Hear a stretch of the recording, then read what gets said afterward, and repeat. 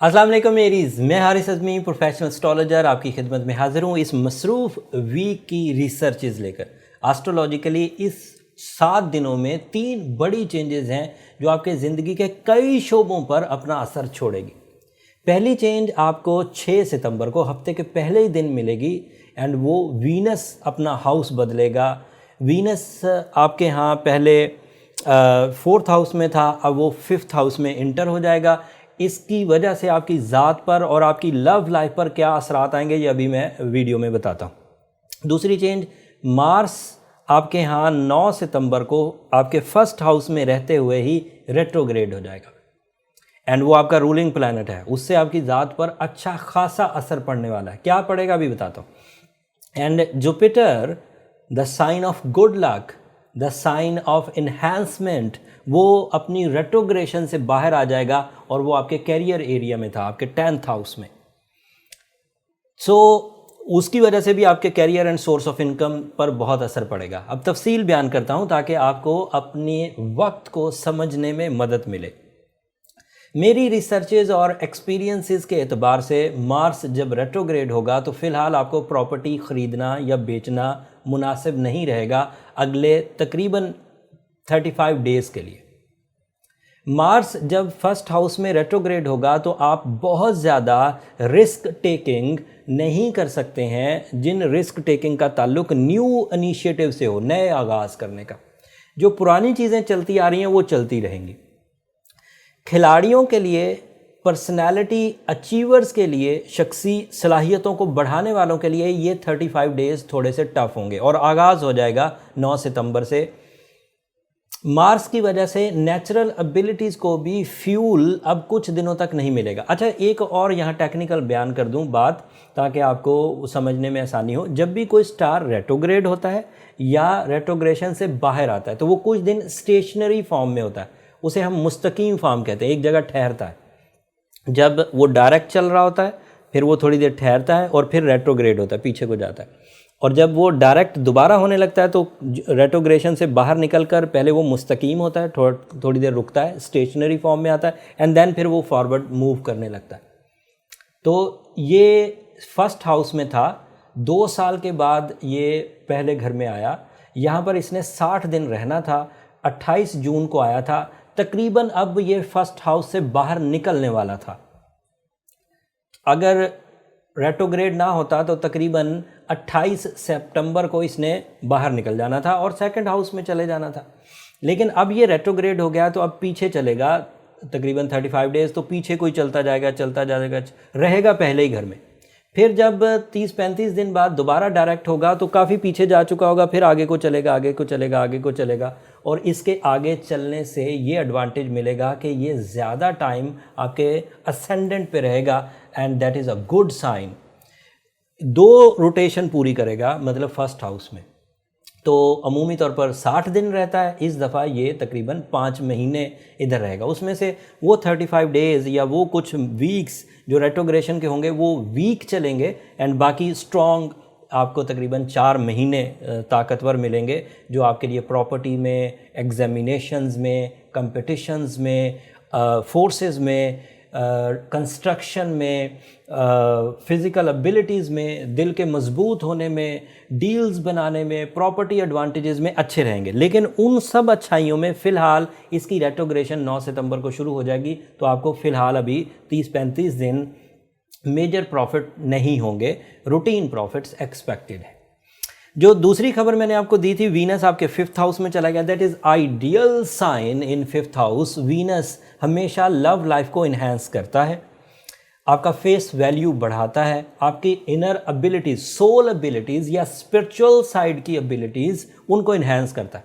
और फिर उसके साथ आपका जो फोर्स ऑफ लाइफ है, जैसे प्लेजर्स, पैशंस, अटैचमेंट्स, ड्यूटीफुलनेस, लुत्फ़अंदोज़ी, चीज़ों को एंजॉय करना, ये सब बहुत अच्छा हो जाएगा। एंड वीनस की वजह से जो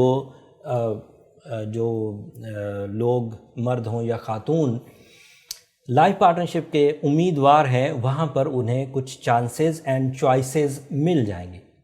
इन चांसेस एंड चॉइसेस में इस सीज़न में अचीव करना ज़्यादा प्रोडक्टिव होता है, क्योंकि हर चीज़ का सीज़न है। एक let's say love season Venus के दौर में ही आता है, एंड इसी तरह कैरियर सीज़न, इसी तरह एबिलिटीज़ का सीज़न, सम टाइम जो मौसमी हालात हैं उनका सीज़न, मतलब सीज़न वाइज आप अपनी सलाहियतों को यूज़ करें तो रिवॉर्ड्स हाई होते हैं। यही टाइम रिक्वायरमेंट्स है कि जब जिस चीज़ का टाइम हो उसी चीज़ को ज़्यादा परफॉर्म किया जाए। एंड सबसे बड़ी खबर, अब जुपिटर कई महीनों के बाद, तकरीबन 4 महीने के बाद 12 सितंबर को, इस हफ्ते के आखिरी दिन डायरेक्ट हो जाएगा।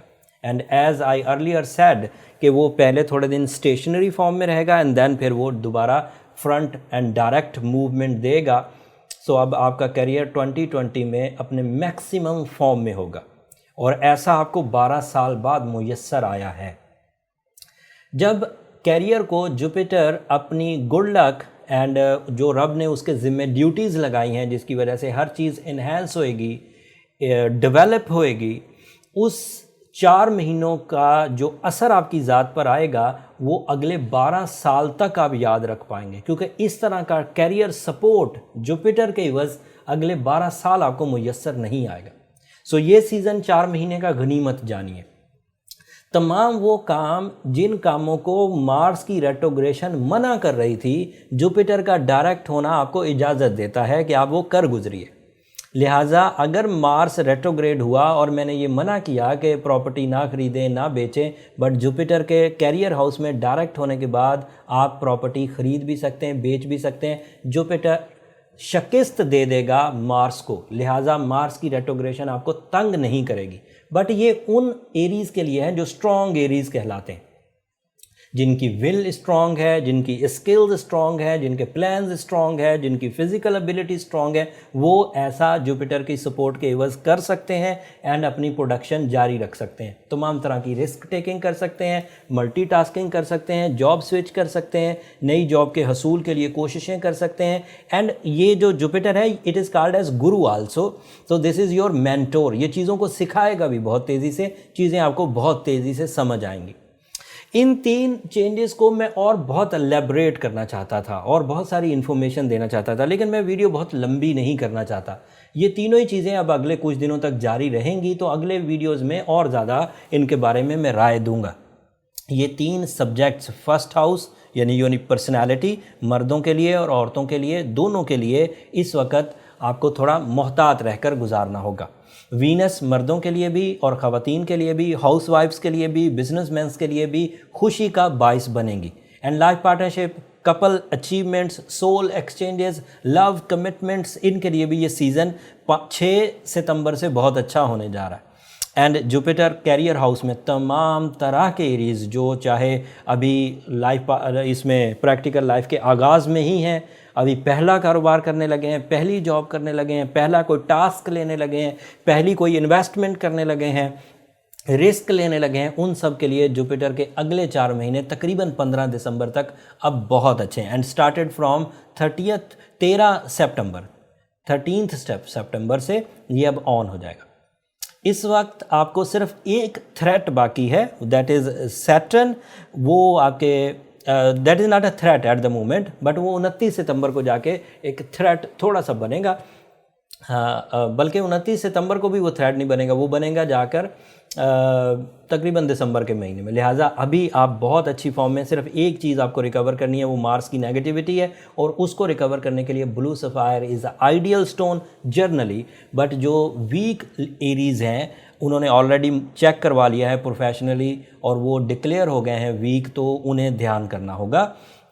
और जो ऐसे एरीज़ हैं जिन्होंने अभी तक अपने आप को डायग्नोस नहीं करवाया, अपना उनको बर्थ स्किल्स का नहीं पता, तो वो अपने लिए एक दफ़ा बर्थ चार्ट का इंतज़ाम ज़रूर करें। उसके लिए ये नंबर नीचे चलते रहते हैं, आप उन पर रब्ता करके अपनी ज़ाती नौयत की कैलकुलेशंस करवा सकते हैं। बट वो फ्री फोरम नहीं है एरीज़ में, अक्सर ये बात बोल चुका हूँ, अब उम्मीद करता हूँ अब आप समझ गए होंगे। जिन लोगों का मार्स बाई बर्थ रेट्रोग्रेड था, वो रेट्रोग्रेशन सीज़न में ज़्यादा तकलीफ़ में उलझ जाएंगे, ज़्यादा इरिटेटिंग बिहेवियर देंगे। लेकिन जिनका मार्स बाई बर्थ बहुत स्ट्रॉन्ग था और गुड एस्पेक्ट्स बना रहा था दीगर प्लैनेट्स के साथ, या अच्छी पोजीशन पर ही था, तो उन लोगों को इतनी ज़्यादा प्रॉब्लम नहीं होगी। ब्लू सफ़ायर वेयर करने के साथ साथ अगर सूरह Shams 5 times in a day पढ़ा जाए तो वो बहुत अच्छा है। सूरह यासीन की सेकंड लास्ट आयत जिन लोगों को ज़ुबानी याद हो वो कसरत से पढ़ें। लाइट कलर्स ज़्यादा इस्तेमाल करें, किसी भी शेड का कलर पहने, किसी भी कलर को पहने लेकिन उसका लाइट शेड पहने, मतलब उसकी लाइटर साइड पहने। बहुत डार्क साइड पहनना नामुनासिब रहेगा। सदक़ात और खैरात अपनी मर्ज़ी से करें, बट अगर आप सफ़ेद रंग की चीज़ खैरात करेंगे तो वो आपके लिए ज़्यादा मुफीद होगी, एस्ट्रोलॉजिकली भी एंड स्पिरिचुअली भी। ये इस हफ्ते की इन्फॉर्मेशन थी। अभी मुझे बहुत कुछ बताना था, आज मेरी रिसर्च काफ़ी लंबी थी, बट वीडियो के ज़्यादा तवील हो जाने से उसमें चीज़ों के जो ऑब्ज़र्व करने की एबिलिटी है वो कम हो जाती है। तो अगली वीडियोस में बाकी तफसील बयान करूँगा। अगले हफ्ते मज़ीद एस्ट्रोलॉजिकल इवेंट्स हैं वो भी आपकी खिदमत में पेश करूँगा, और ये जो 3 बड़ी चेंजेस आई हैं इनको भी तफसील से अगले हफ्ते बयान करूँगा। तब तक के लिए इजाज़त दीजिए। अब जाते जाते मेरी 2 दरख्वास्तें एरीज़ हमेशा की तरह।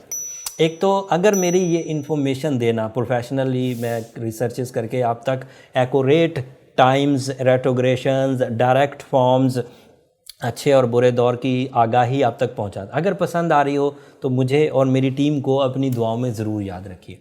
और ये बात एरीज़ मैं बहुत ऐलान करके बोलता हूँ कि आपकी दुआएं मेरी इस दुनिया और आखिरत का सबसे कीमती सरमाया है। चैनल को भी ज़रूर सब्सक्राइब कर लीजिएगा, आपकी सब्सक्रिप्शन से हमारी हौसला अफजाई हो जाती है। अगले हफ्ते मज़ीद तफसीलात के साथ आपकी खिदमत में दोबारा हाज़िर होऊंगा। तब तक के लिए इजाज़त, अल्लाह ने के बाद।